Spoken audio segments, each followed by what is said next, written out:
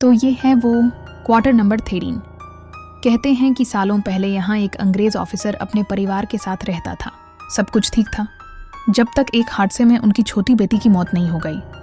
परिवार तो यहाँ से चला गया, लेकिन कहते हैं कि वो लड़की आज भी यहीं है। रात के अंधेर में यहाँ से एक बच्ची के रोने की आवाज़ आती है। कुछ लोग कहते हैं कि वो अपनी गुड़िया ढूंढ रही है, तो कुछ कहते हैं कि वो अकेलेपन से रोती है। आज रात मैं यहीं रुकने वाला हूँ। यह मेरा कैमरा हर एक पल को रिकॉर्ड करेगा।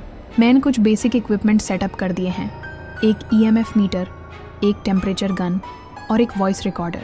चलिए देखते हैं कि क्वार्टर नंबर 13 की कहानियों में कितनी सच्चाई है। अंदर का माहौल काफ़ी अजीब है। हर तरफ जाले लगे हैं और हवा में एक अजीब सी नामी और सीलान की गंध है। ऐसा लग रहा है जैसे ये घर सालों से किसी के इंतज़ार में है। मैं अपना बेस कैंप इस मेन हॉल में लगाऊंगा। लाइट्स तो यहाँ है नहीं, तो हमारी टॉर्च और कैमरा की नाइट विजन ही हमारा सहारा है। टाइम हो रहा है रात के 11:23। असली खेल तो अभी शुरू होगा। मैं यहीं बैठकर इंतज़ार करूँगा।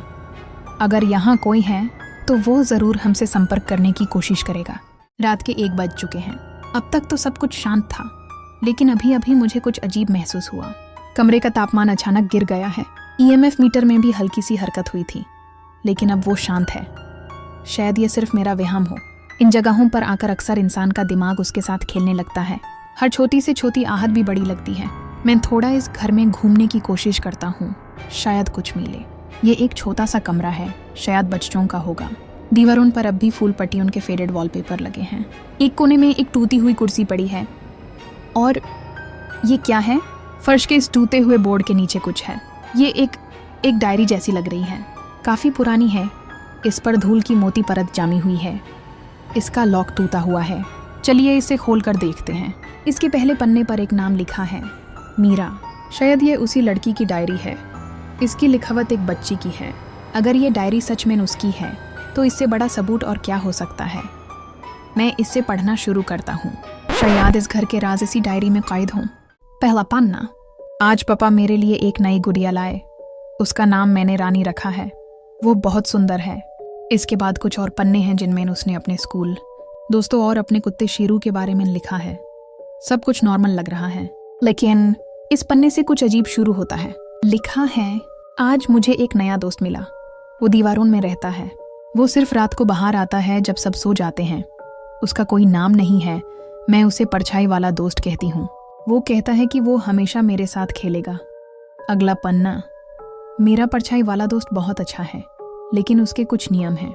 वो कहता है कि उसके बारे में मम्मी पापा को नहीं बताना। वो कहता है कि वो उन्हें पसंद नहीं करता। कल रात जब मैं सो रही थी तो उसने मेरे कान में कहा, ये घर अब हमारा है। ये पढ़कर मेरे रोंगटे खड़े हो रहे हैं। ये क्या हो सकता है? एक बच्ची का काल्पनिक दोस्त या कुछ और? एक और पन्ना। आज मम्मी मुझ पर बहुत गुस्सा हुई। उन्हें लगा कि मैंने किचन में सारे बर्तन गिरा दिए। मैंने उन्हें बताया कि यह मैंने नहीं, मेरे दोस्त ने किया है, लेकिन उन्होंने मेरी बात नहीं मानी। मेरा दोस्त कहता है कि मम्मी बहुत बुरी हैं। वो कहता है कि वो उन्हें सबक सिखाएगा। यह लिखावट इसमें अंदर साफ दिख रहा है। ये आवाज़ आपने सुनी? जैसे कोई बॉल उछल रहा हो, धीरे धीरे एक ही रिदम में। मैं डायरी का अगला पन्ना पलटता हूँ और मेरी आंखें फटी रह जाती हैं। इसमें लिखा है, मेरा दोस्त अब मुझसे बात नहीं करता। वो बस मुझे चीज़ें दिखाता है।